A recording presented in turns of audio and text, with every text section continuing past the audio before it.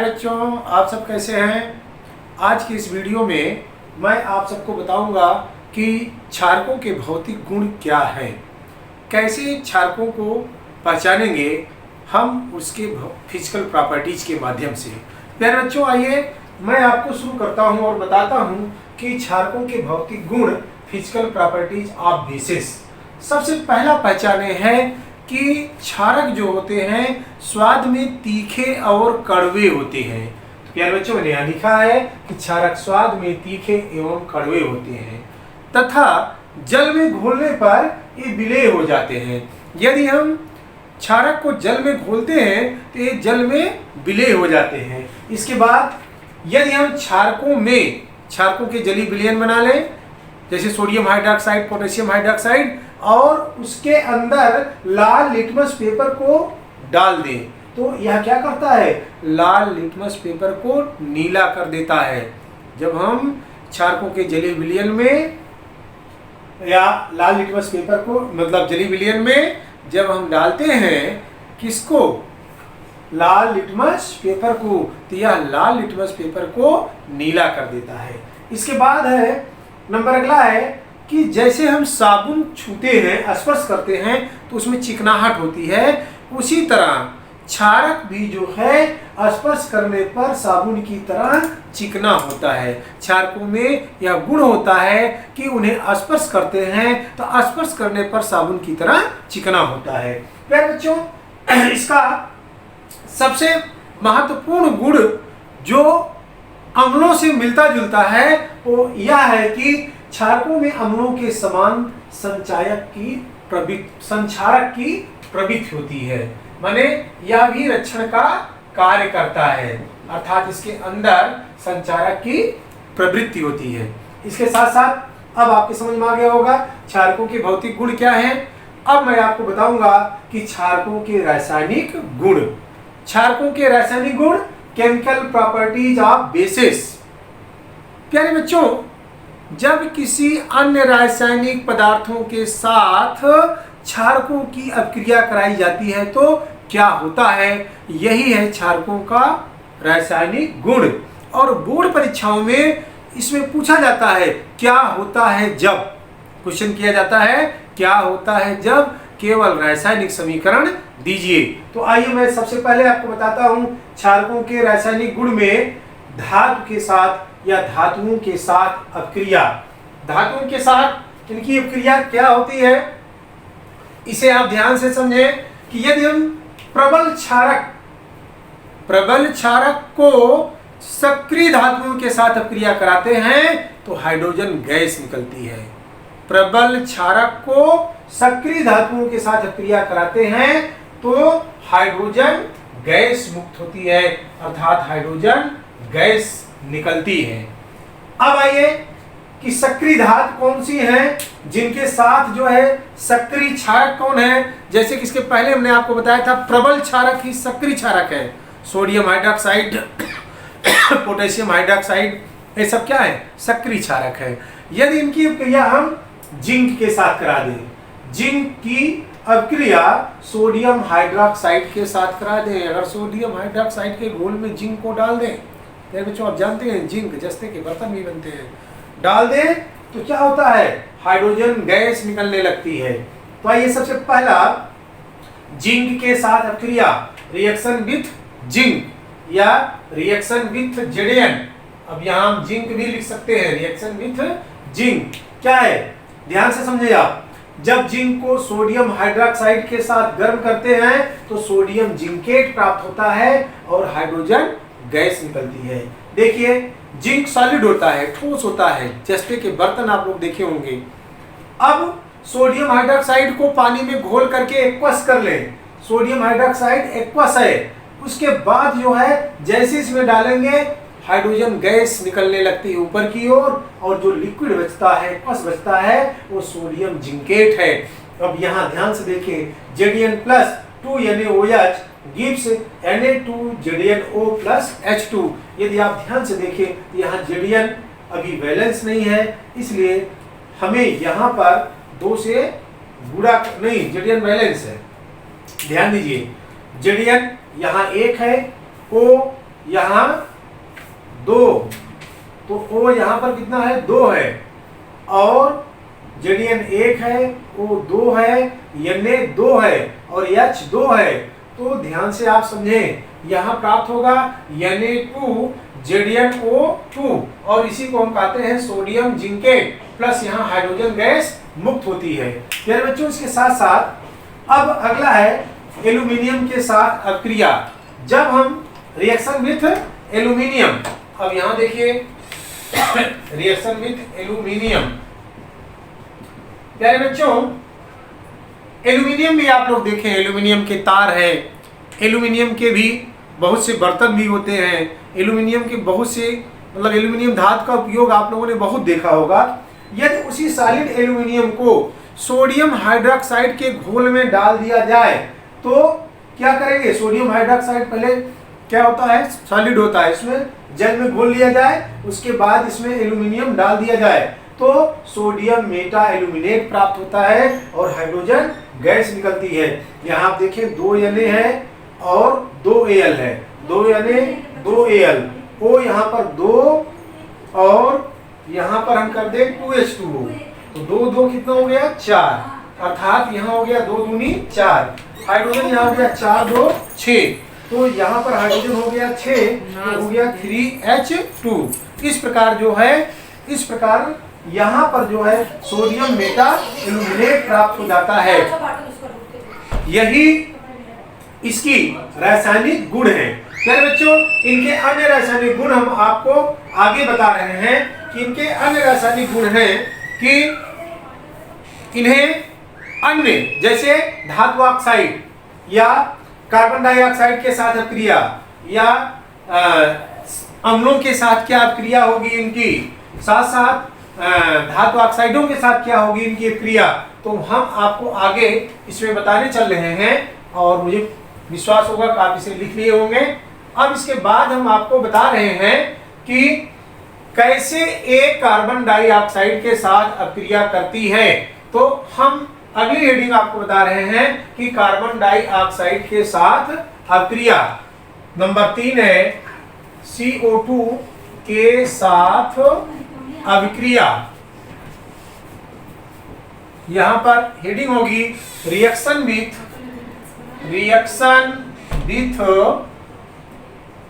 CO2।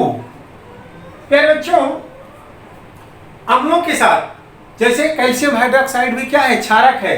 Calcium hydroxide carbon dioxide के साथ अभिक्रिया करके क्या बनाता है, इसे आप ध्यान से देखें और समझें। तो यहाँ पर एक O जो है इसके साथ आ जाता है और ये बना लेता है calcium carbonate. Calcium carbonate CaCO3 plus यहाँ पर H2O गैस निकलती है। कैल्शियम कार्बोनेट जैसे आप लोगों ने देखा होगा, जो अंडे की कबर होती है, खोल होती है, वो कैल्शियम कार्बोनेट होती है, अर्थात श्वेत रंग का होता है। संगमरमर का पत्थर भी कैल्शियम कार्बोनेट है, जितने भी पत्थर है वो सब कैल्शियम कार्बोनेट है। अर्थात कार्बन डाइऑक्साइड में यदि चूने का पानी मिला दिया जाता है, अर्थात यहाँ कार्बन डाइऑक्साइड एक अधातु के साथ अधातु ऑक्साइड है और कैल्शियम हाइड्रोक्साइड एक क्षारक है, इसके साथ यह क्रिया करके कैल्शियम कार्बोनेट तथा जल बनाता है।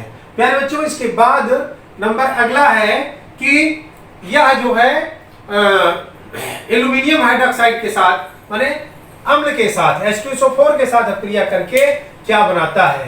तो नंबर 4 H2SO4 के साथ अभिक्रिया, H2SO4 के साथ अभिक्रिया। प्यारे बच्चों, यहाँ पर आप देखें reaction with H2SO4 sulphuric acid, sulphuric acid के साथ अभिक्रिया करके क्या बनाता है। प्यारे बच्चों, आइए अब आपको बताते हैं कि जितने भी क्षारक हैं उन क्षारकों में से कुछ क्षारक ऐसे होते हैं जैसे एल्यूमिनियम हाइड्रोक्साइड या अम्लों के साथ अभिक्रिया करके क्या बनाता है। जैसे H2SO4 के साथ अभिक्रिया रिएक्शन विथ H2SO4 और सल्फ्यूरिक एसिड। प्यारे बच्चों, जब एल्यूमिनियम हाइड्रोक्साइड सल्फ्यूरिक अम्ल के साथ अभिक्रिया करता है तब एल्यूमिनियम सल्फेट बनाता है, साथ साथ यहाँ पर जल निकलता है H2O।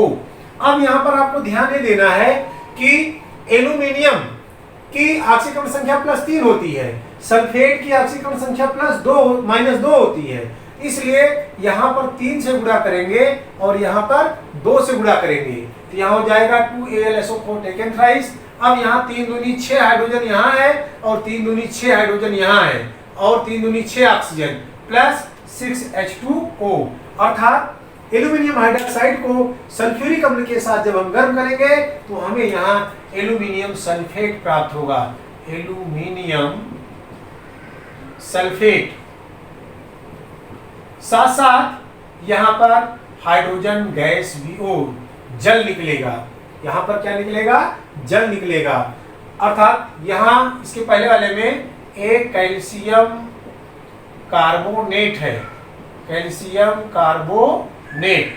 तो इस प्रकार से परीक्षाओं में जब प्रश्न पूछे जाते हैं तो यहाँ एक पूछे जाएंगे क्या होता है जब एल्यूमिनियम हाइड्रोक्साइड को सल्फ्यूरिक अम्ल के साथ गर्म करते हैं, केवल रासायनिक अभिक्रिया लिखना होगा। प्यारे बच्चों, आपको एल्यूमिनियम हाइड्रोक्साइड का सूत्र आना चाहिए, सल्फ्यूरिक अम्ल का सूत्र आना चाहिए, फिर इसके बाद आप इसको लिख करके बैलेंस कर लेंगे, अर्थात 2AlOH taken thrice plus 3H2SO4 gives 2AlSO4 taken thrice plus 6H2O। अर्थात इस प्रकार से इसमें दूसरे प्रकार से भी प्रश्न पूछे जा सकते हैं। एक होगा क्या होता है जब ऐसे पूछा जाता है क्वेश्चन, दूसरा क्वेश्चन ये पूछा जा सकता है कैसे प्राप्त करोगे एल्यूमिनियम हाइड्रोक्साइड से एल्यूमिनियम सल्फेट, क्या होता है जब में ये लिखा जाएगा कि एल्यूमिनियम हाइड्रोक्साइड सल्फ्यूरिक अम्ल के साथ अभिक्रिया करता है ना, तो उसकी रासायनिक अभिक्रिया दीजिए। यदि ये प्रश्न करता है कि कैसे प्राप्त करोगे एल्यूमिनियम हाइड्रोक्साइड से एल्यूमिनियम सल्फेट, तो केवल आपको यही रिएक्शन लिखना होगा। प्यारे बच्चों, अब आपको हम इसका तीसरा उपयोग बताने चल रहे हैं। तीसरा रासायनिक गुण तीसरा रासायनिक गुण क्या है? हम जानते हैं कि प्रबल क्षार है NaOH और KOH, ये दोनों प्रबल क्षार हैं और आज इन्हीं क्षारकों के माध्यम से क्या बनाया जाता है? साबुन बनाया जाता है। तो हमें आपको ये बताना है कि मैग्नीशियम हाइड्रोक्साइड एक दुर्बल क्षार है। मैग्नीशियम हाइड्रोक्साइड को जब हम गर्म करते हैं तब क्या प्राप्त होता है? आइए हम पांचवा इसका रासायनिक गुण बताते हैं कि मैग्नीशियम हाइड्रोक्साइड को गर्म करने पर MgOH टेकन ट्वाइस को गर्म करने पर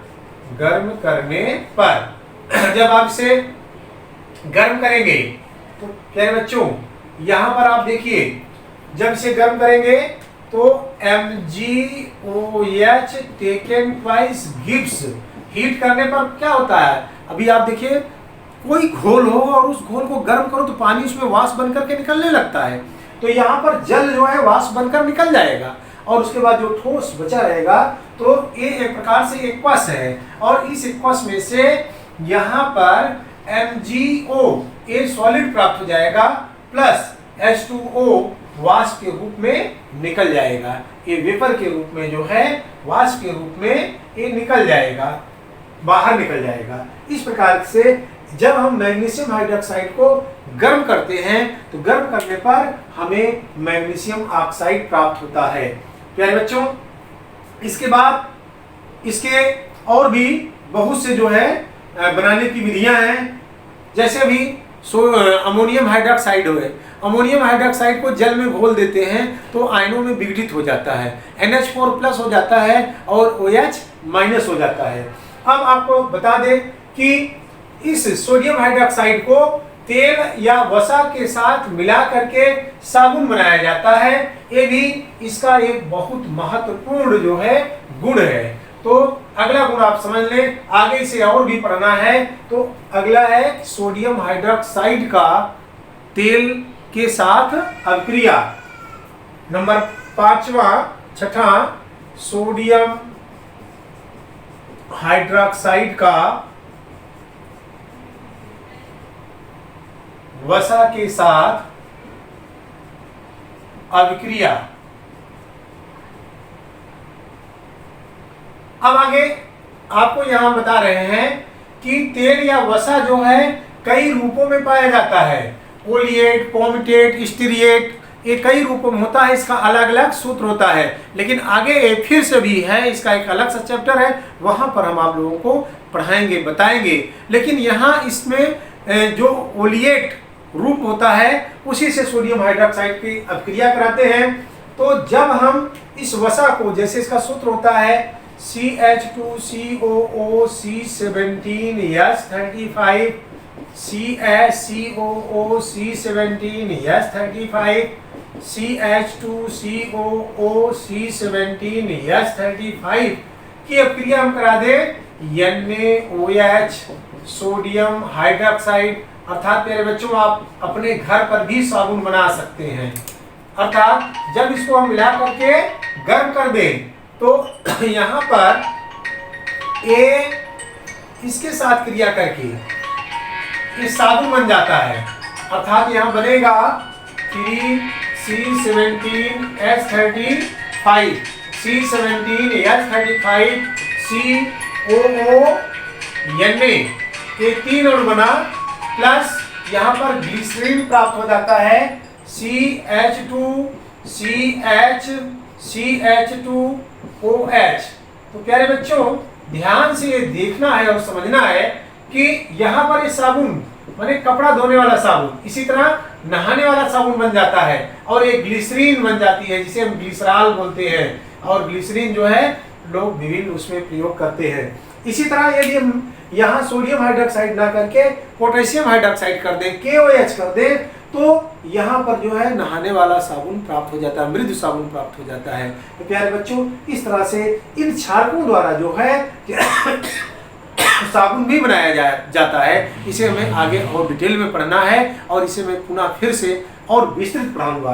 प्यारे बच्चों, अब आपको हम ये बता दें कि क्षारकों का उपयोग क्या है। क्षारकों का बहुत बड़ा उपयोग है हमारे जीवन में और हम इनमें कुछ प्रमुख क्षारकों का उपयोग आपको बताने जा रहा हूं। पहले अगला है क्षारकों का उपयोग, uses of bases. Uses of bases में नंबर 1 है एल्यूमिनियम हाइड्रोक्साइड। पहला है AlOH टेकन थ्राइस का उपयोग। एल्यूमिनियम हाइड्रोक्साइड का क्या उपयोग है?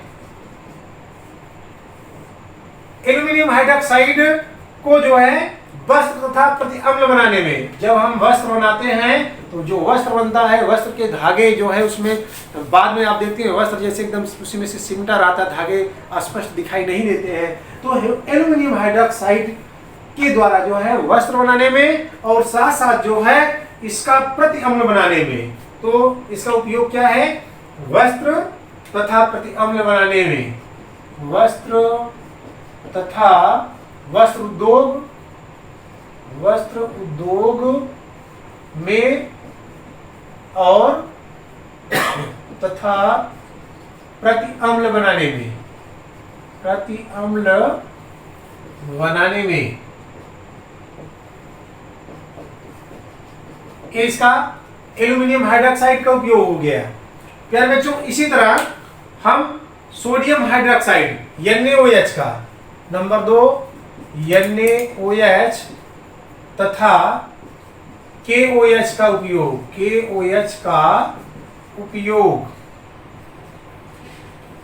यहां लिख दें uses of NaOH and KOH। NaOH और KOH का बहुत बड़ा उपयोग है साबुन बनाने में, धावन सोडा बनाने में, रेयान बनाने में। इसका उपयोग किसमें है? कैसे लिख दे? साबुन बनाने में।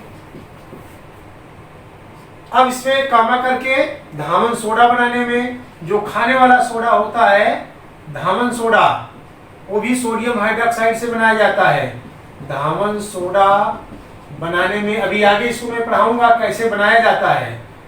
और इसी के साथ साथ रेयान तथा कागज, रेयान बनाने में, कागज बनाने में, लुगदी बनाने में, कागज बनाने में, लुगदी बनाने में, इस तरह से सोडियम हाइड्रोक्साइड का उपयोग किया जाता है। इसके साथ साथ अगला आपको मैं बता दूं NH4OH का उपयोग, नंबर 3 NH4OH का उपयोग, यूजेज ऑफ NH4OH। NH4OH का बहुत बड़ा उपयोग है, ब्लीचिंग एजेंट बनाने में किया जाता है और अमोनिया लवण बनाने में। इसका उपयोग है ब्लीचिंग एजेंट बनाने में, ब्लीचिंग एजेंट बनाने में, साथ साथ अमोनियम लवण बनाने में, अमोनियम लवण बनाने में। इसी प्रकार अगला आपको बता दें कि इसका सबसे ज्यादा उपयोग कैल्शियम हाइड्रोक्साइड का, क्योंकि ये भी एक प्रकार का क्षारक है। कैल्शियम हाइड्रोक्साइड का बहुत बड़ा उपयोग है।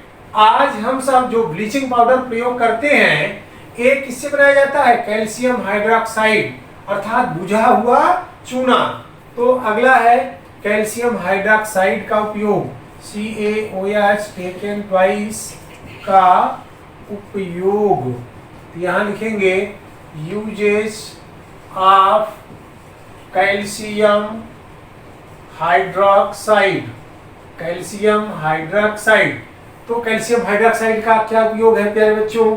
मैंने अभी आपको बताया कि इसे चमड़ा उद्योगों में ब्लीचिंग पाउडर बनाने में प्रयोग इसका किया जाता है।